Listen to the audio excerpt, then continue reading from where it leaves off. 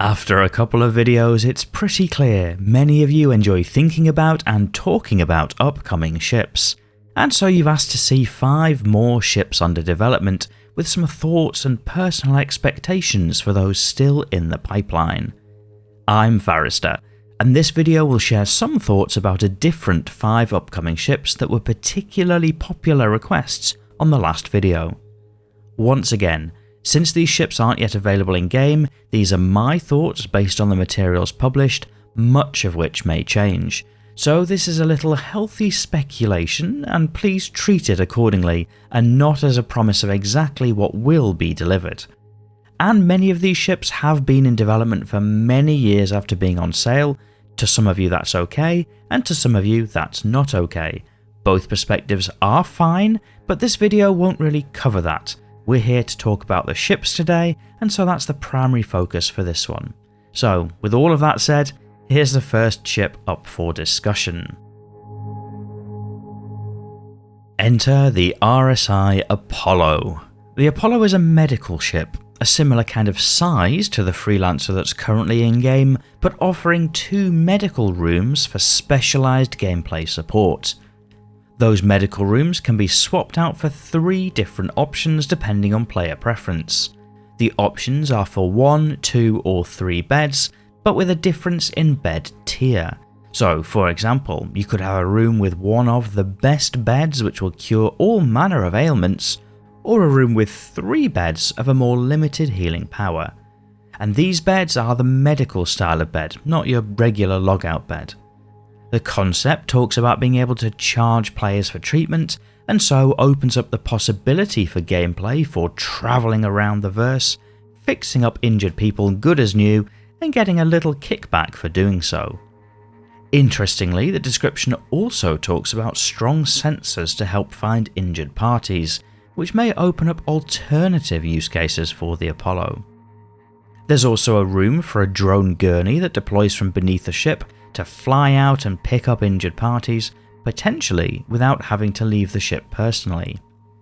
There are 2 variants of the Apollo, the Medevac and Triage, which both seem broadly similar. They have a different colour scheme. The Medevac is slower but with heavier armour and missile armament, while the Triage being a slightly quicker model, but both variants are modular with respect to the 2 medical rooms as discussed before. Visually, the Apollo looks fantastic, futuristic, and coming in at that size just a little bigger than the Freelancer currently in game. It looks interesting for a solo player or a solo player with a friend, and for people looking for a support ship experience could potentially offer something a little different. And that's why the Apollo is an interesting upcoming ship. Next up is the Crusader Spirit, which isn't really one ship, it's 3 different variants, but all with a similar look and feel to them. The first is the C1, a small cargo hauler, the second is the A1, a sleek bomber, and the third is the E1, an executive transport ship. All of these models are mid-size, somewhere between a Mercury Star Runner and a Freelancer, and all seem to sit in the bracket where they are potentially soloable, as well as having roles for another crew member. The pitch seems to be towards specialised entry level, at a more expensive cost than a starter, but not oppressively so, with some specialised gameplay options available in each variant. The C1, the cargo variant, is said to offer 48 SCU of cargo storage in the back. That's a little less than the base Freelancer model, although potentially the bay might have better support for small ground vehicles, which are explicitly mentioned in some of the concept blurb. The A1 variant, the bomber, carries additional missiles as well as a small bomb bay. Whilst smaller than the Moabs on the A2, there's potentially an interesting use case for a stealthy, somewhat easy to fly bombing model. And finally, the E1 variant uses the space in the back for some very comfortable seats for passengers. This could be an interesting entry-level alternative for passenger transportation gameplay, and given that the concept talks about panoramic viewports, potentially for transporting players in style. All of those factors are what makes the Crusader Spirit an interesting upcoming ship. Next up is the Anvil Crucible, the masterful repair ship. Set to be somewhere around the size of a Hercules, or at least during initial concept, the Crucible is built around a central rotating bridge and long repair arms. The idea would be that the repair arms can surround the repair target to support various repair drones to fix up a ship as good as new. For badly damaged ships, the concept even talks about creating what would essentially be a flying dry dock. For support players, the Crucible may offer a potentially interesting and different gameplay loop for a small group of players.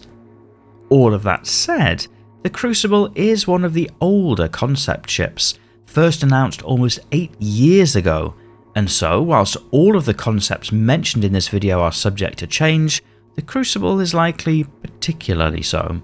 Still, the idea of flying around a battle to get ships back in the fight, or answering the call from ships broken down in the verse, for many players will be an engaging prospect. Speaking of engagement, if you're enjoying this video and aren't yet subscribed to the channel, you might like to press that button to be recommended similar videos from this channel in the future. Next up is the Aegis Idris, the frigate that is set to feature heavily in the Squadron 42 campaign, but also expected to make its way into the persistent universe. To some extent it's already present, visible during events like Zenithreat, through the Arlington missions, or even sometimes flown around by pirates or the Navy. But what's currently in-game is but a shell of this massive combat ship, a small and historic taste of which can be seen on the Morrow Tour video on YouTube. The Idris is a bit of an everything ship. There is a large anti-ship weapon on the nose of the military variant and an aftermarket kit for the Peacekeeper variant. There are turrets all over the ship, as well as a long hangar running through the length of the frigate to carry various smaller fighter-sized craft. There's a considerable amount of cargo storage aboard, as well as all manner of other rooms, ranging from a medical bay, to a briefing room, to a brig, and even a shooting range. In terms of size, the Idris is set to be a little larger than the 890 Jump super yacht currently in-game, but clearly in an all-military loadout. For a group of players, it looks like an interesting platform to be able to undertake all manner of group combat, based on a single platform, and that's what makes the Idris an interesting upcoming ship. As this video approaches the final ship to make the cut, if there are ships not discussed that you're particularly interested in, be sure to share them in the video comments. With enough interest, there could possibly be another video in this series. And so finally for this video is the RSI Galaxy. Much like the Perseus and Polaris, the Galaxy is another RSI triangular ship, but this time tries to make big on the modular concept. The central room is interchangeable between different modules, including a cargo hold, medical bay, and spaceborne refinery, depending on the needs of the mission. Naturally, players need to purchase each module before they can use it, but that potentially makes the Galaxy a little more versatile, able to adapt to some extent to the mission at hand by changing out that modular bay before setting off. Moreover, it'll appeal to many players owing to the small hangar at the back, as well as the inclusion of remote turrets which tend to be easier to find and manage. The fairly small crew size, probably 5 or fewer players, also distinguishes the Galaxy from the Hammerhead, which is a similar size.